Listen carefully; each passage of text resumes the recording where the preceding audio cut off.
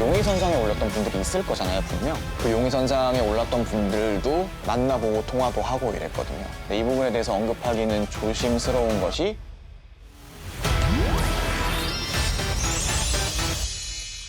(1385회) 순천 청산가리 막걸리 살인사건의 연출을 맡았던 이현빈 PD라고 합니다. 저도 맨날 유튜브로만 보다가 이렇게 나와 있으려니까 너무 어색한데요. 첫 연출이었고 앞으로도 열심히 할 테니까 예쁘게 잘 지켜봐 주시면 감사하겠습니다. 네. 이 사건은 2009년 7월 6일에 벌어졌던 일명 청산가리 막걸리 살인사건이고요. 순천의 한 시골 마을에서 공공근로를 하다가 이제 막걸리를 같이 나눠 마시던 네 분이 막걸리를 마시고 쓰러지셨어요. 그래서 두 분은 돌아가시고 그리고 두 분은 중상을 입으셨는데 피고인 백모 씨와 피고인 백모 양 부녀를 존속 살해된 혐의로 구속 기소하였습니다. 2심에서 아버지는 무기징역 그리고 딸은 징역 20년이 나왔고요. 박준영 변호사님이 순천지검에 가서 이 자료들을 가져오셨고요. 박준영 변호사님도 그걸 보시고 재심 청구를 하게 됐고 재심 개시 결정과 함께 형집행정지가 떨어지면서 이 두 분이 세상 밖으로 나오게 된 거죠. 이 4,000페이지 가량 돼 있어요. 근데 이걸 전부 제출하지 않았다라는 거, 이건 그래서 의도가 있다고 볼 수밖에 없는 거죠. 의도적 누락입니다. 똑바로 차려. 어떻게 한번 이렇게 우리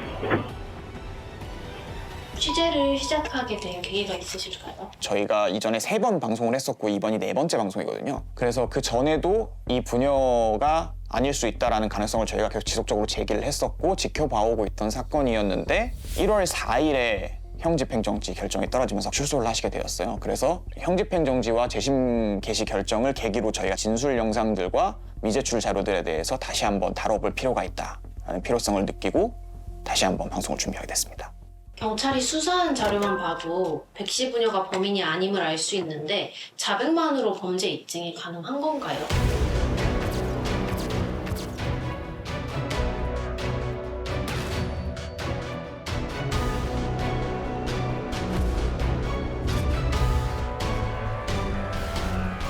문제는 이제 자백의 신빙성인 것 같아요. 그래서 1심과 2심의 차이를 보면 1심에서는 무죄가 났고 2심에서는 유죄가 났는데 저희가 전문가분들한테 여쭤봤을 때도 얘기를 했던 게 그러니까 1심은 자백의 신빙성이 없다고 본 거고 2심은 신빙성이 있다고 본 거다. 이 차이라고 하더라고요. 백모 양 부녀를 존속 살해된 혐의로 구속 기소하였습니다. 물증이라고 하면 청산가리와 막걸리를 어디서 구입했느냐 이 부분인데 그 부분은 사실 검찰이 주장한 바는 있지만 명확하게 증명이 된 바는 없거든요. 청산가리 같은 경우는 검찰이 주장하는 바는 그거예요. 그 마을 근처에 있었던 역전 앞에 자전거포를 하던 분한테 청산가리를 얻었다.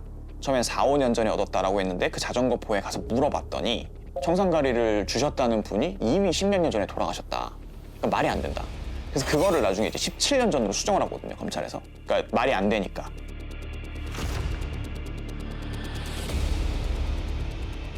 아버지 백 씨와 최 씨, 돌아가신 최 씨가 오이 하우스 농사를 오랫동안 하셨는데 검찰의 주장은 이거예요. 오이 하우스 농사를 하면서 청산가리를 거기에 썼을 가능성이 높다. 그렇기 때문에 이 사람은 청산가리를 가지고 있었을 것이다. 사실 그 조사 기록을 보면 그 해당 마을에서는 오이 농사에 청산가리를 썼다는 사람이 없거든요. 그러니까 오인한 진술이 있었어요. 마을에 오이 농사를 짓던 어떤 분께서 청산가리 같은 걸 본 적이 있다라는 말씀을 하세요. 그게 나중에 유황가루였던 게 밝혀졌거든요. 헷갈렸던 거고 청산가리가 아니라 사실은 유황가루였다. 그런데 검찰에서 이거에 대한 증거를 제출을 할 때 그 처음에 착각했던 진술서 있잖아요. 오인했던 거. 그 부분만 제출을 하고 오이 농사에서는 청산가리를 쓰지 않는다라고 했던 주민 수십 명의 진술을 모두 제출을 하지 않습니다.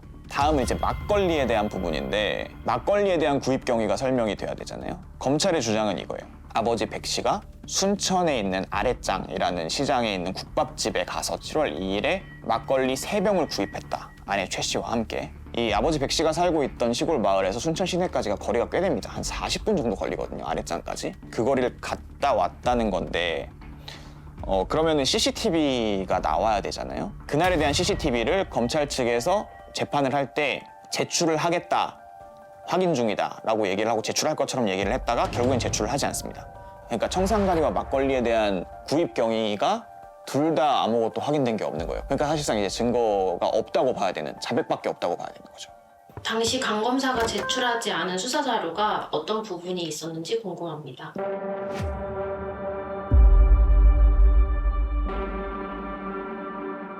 일단 방송에서 나왔던 거는 오이농사 관련된 것과 CCTV 관련된 자료들이었고요. 그 외에는 이제 주민들 진술, 그리고 당시 용의선상에 올랐던 분들에 대한 조사 자료들, 그리고 통신 기록들, 그리고 거짓말 탐지기 관련 수사들, 이런 것들이 있었습니다. 전문가분들한테 여쭤봤을 때도 원래 검찰에서 통상적으로 모든 자료를 제출을 하지는 않습니다. 당연히 자기 공소사실 위주로 제출을 하겠죠. 그럼에도 불구하고 이게 문제라고 저희가 판단을 했던 이유는 이분들이 아닐 수 있다라고 생각할 수 있는 증거 자료들을 모두 빼버렸다는 거. 재판부에서는 제출된 자료로밖에 확인을 할 수가 없어요. 그리고 진술 영상이 제출된 것도 아니기 때문에 조서로 확인을 할 수밖에 없어요. 재판부에서 봤을 때는 부녀가 전부 자기 입으로 자백을 한 것처럼 되어 있고, 자료만 봤을 때도 마을에서 오이농사할 때 청산가리를 썼던 것처럼 돼 있거든요. 왜냐하면 그러니까 오이농사를 할 때 청산가리를 쓰지 않았다는 사실에 대한 진술이 모두 누락돼 있기 때문에 재판부에서 판단을 할 때 판단이 흐려지는 거죠. 사실에 대한 판단을 할 때. 그러면 판사가 나중에 나머지 자료를 더 요구할 수 있는 거예요? 이 부분이 이상하다 싶으면? 변호인께서 그 자료들에 대해서 인지를 만약에 하고 계셨다면 그거에 대한 열람등사 신청을 할 수 있는 걸로 알고 있거든요. 그랬으면은 재판부에서도 검찰에서 제출하지 않은 자료들이 있었다는 걸 확인할 수 있었을 테고, 그럼 조금 더 공정한 재판이 이루어질 수 있었을 테니까 그 부분이 좀 아쉽죠. 당시 백씨 부녀가 변호사의 도움을 받지 못한 이유가 무엇인가요? 조사를 받던 초기에는 변호인이 없었고요. 뒤쪽에 조사를 받을 때는 변호인이 있었는데 이분들이 변호사의 조력을 적극적으로 받지 못했던 이유는 사실 이분들이 매일매일 이제 농사를 짓고 시골 마을에서 그냥 성실하게 매일매일을 살아가시던 분들이거든요. 그러니까 법률적 지식이라는 게 많이 해박하게 있을 리도 없고 필요도 없잖아요. 사실 그냥 성실하게 살아가는 사람들한테는. 물론 고지는 했겠죠. 형식적으로 고지는 했겠는데 그 부분에 대해서 과연 이분들이 법률적인 지식을 갖고 빠르게 변호사를 대응해서 선임해야겠다는 생각을 과연 할 수 있겠냐는 거예요. 그리고 아버님 같은 경우도 언어에 대한 능력이 좀 떨어지시는 편이고, 막내딸 같은 경우도 지능이 약간 떨어지시는 부분이 있기 때문에 검찰에서 그런 걸 너무 잘 알고 있지 않았나, 그렇기 때문에 이렇게 조사를 할 수 있었던 게 아닌가라는 합리적인 의심이 드는 거죠. 엄마 둘다 제한 사실 있어요? 없습니다. 그런 사실 있다고 질문하세요? 없습니다, 저는. 없다.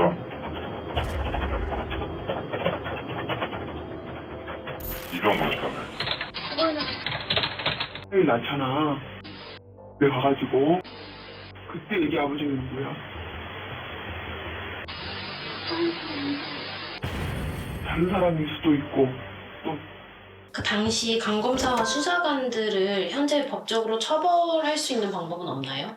저희가 그 부분에 대해서는 변호사님들한테 좀 자문을 구해봤는데요. 재심에서 무죄가 나면, 그리고 이 검사들의 수사 방법이 잘못됐다라는 게 좀 판결문에서 명시가 된다고 하면 그 다음에 물을 수 있는 건 직권남용 혹은 이제 허위공문서 작성죄를 물을 수가 있는데요. 근데 요 두 가지 같은 경우에는 공소시효가 이미 지나버렸고요. 15년 전 사건이다 보니까. 그래서 사실 처벌할 수 있는 방법은 크게 없습니다. 그리고 검찰 내부에서 또 징계를 하는 방법도 있을 텐데 이분들이 지금 다 검찰 조직을 떠났기 때문에 징계를 내릴 수 있는 방법도 없고, 이런 상황을 만들었던 검사와 수사관들에게 책임을 물을 방법은 없어 보이고요. 대신 이제 재심에서 무죄 판결이 잘 난다라고 하면 그 다음부터 국가배상 절차를 밟을 수 있다라고 말씀을 하시더라고요. 그럼 당시 유력 용의자가 있었나요? 당시에 경찰들이 조사를 길게 했기 때문에 용의선상에 올렸던 분들이 있을 거잖아요, 분명. 근데 이 부분에 대해서 언급하기는 조심스러운 것이 압수수색도 하고 뭐 진술도 엄청나게 받고 했는데 아무런 증거가 나오지 않았어요. 그 용의선상에 올랐던 분들도 만나보고 통화도 하고 이랬거든요. 본인들은 다 억울하다라는 입장이고, 증거가 없는 상황에서 진술만으로 얘기를 하기에는 또 다른 피해자를 낳을 수 있는 거죠. 그렇기 때문에 저희가 그 내용에 대해서는 언급하기 조금 어려운 부분이 있다는 걸 좀 이해해 주셨으면 좋겠습니다. 현실적으로 지금 진범을 잡을 수 있는 가능성이 있을까요? 재판단으로는 쉽진 않아 보입니다. 왜냐하면 너무나도 오래 전 사건이고요. 15년이 지났고 저희가 마을에 5일 동안 있으면서 취재를 했거든요. 그 당시에 진술하셨던 분들을 다 한 분 한 분 만나보려고 노력을 최대한 했는데 많은 분들이 돌아가셨고요. 이제 살아계신 분들과도 대화를 해봐도 당시에 진술하셨던 것과 지금 기억하는 걸 말씀하시는 게 많이 달라요. 그리고 증거를 사실 찾으려면 그때 찾았어야 되는데 그때 일단 조사를 했던 시점까지는 아무런 증거도 나오지 않았고 그 이후로 조사를 못했기 때문에 지금 시점으로서는 증거를 찾을 방법이 쉽지 않겠죠. 그렇기 때문에 용의자를 찾아내는 거는 좀 많이 어렵지 않을까라는 생각이 들어요. 하지만 또 재심 무죄가 나고 이후에 재수사가 시작이 된다면 그럼 또 지켜봐야죠. 어떻게 될지 모르는 거니까요. 혹시 취재 과정에 생긴 비하인드 있을까요?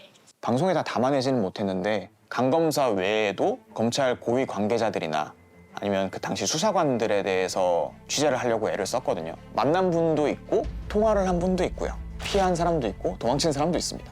그런데 이제 그 부분을 저희가 담아내지 못했어요. 그랬던 이유는 당시에 차장검사와 부장검사, 그러니까 이 수사에 대한 책임자로 있었던 사람들이죠. 그분들이 현재 선거를 준비하고 계세요. 그런 분들에 대해서 다루는 것 자체가 선거법에 위배가 됩니다. 그래서 저희가 그 부분을 취재를 했는데도 다룰 수 없었고요. 그 부분에 대한 좀 아쉬움이 있고 언젠가는 나갈 수 있겠죠. 이번에 취재했던 내용들이. 네. 아버지가 마을에서 평판이 굉장히 좋으셨거든요. 굉장히 어렵게 살아오셨고 청소년기에 이 마을에서 여러 집을 돌면서 머슴 생활도 하셨고 그렇게 해서 이뤄낸 게 자기의 밭 조금과 그 보상금으로 빼앗겼던 집이었거든요. 그거를 한평생을 쌓아 올린 걸 이번 사건으로 다 뺏긴 거예요. 어떻게 보면 검찰에서 그 한 검사와 수사관들이 사람들의 삶을 풍비박산을 낸 거잖아요. 근데 이번에 이제 재심 결정이 나고 나서도 검찰에서 즉시 항고를 했고요. 그리고 저희가 그거에 대해서 검찰에게 질문서를 보냈을 때 돌아온 답변도 15년 전에 봤던 그 입장들과 너무나도 유사했거든요. 이 수사 과정에는 문제가 없었다가 요점이에요. 그러니까 변한 게 없다는 거죠. 그래서 이번 재심에서 무죄 결정이 난다고 하더라도 이분들이 쌓아올린 인생이 무너졌다는 것에 대한 거는 변함이 없고 누명은 벗겨지겠지만 이 사건의 진범을 찾기는 사실 어려울 수도 있거든요. 재수사가 개시가 된다 하더라도. 그렇게 되면 이 부녀의 삶에 대한 책임은 누가 져야 되는지 그 부분에 대해서는 또 보시는 분들이 더 잘 판단을 해주실 거라고 믿습니다.